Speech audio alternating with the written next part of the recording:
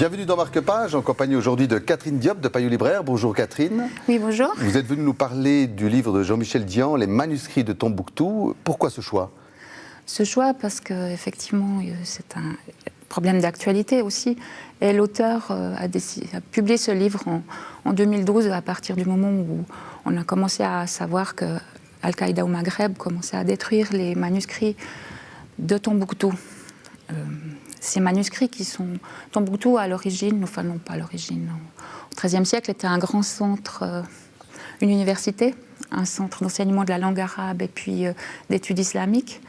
De là sont sortis, on estime à 300 000, énormément de manuscrits, pas seulement religieux, mais aussi politiques, juridiques, des traités de médecine.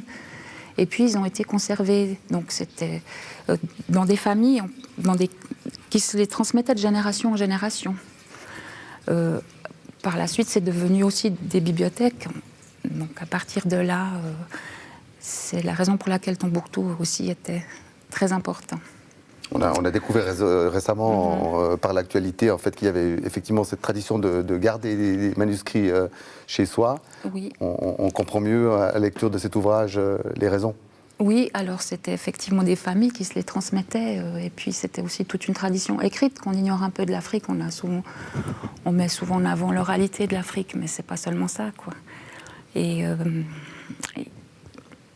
Donc on en saura un petit peu plus en parcourant le livre, enfin en parcourant pas, en le lisant. Les manuscrits de Tombouctou aux éditions Lattès, disponibles chez votre libraire. Marque-Page, c'est terminé. Très bonne suite de programme sur la télé.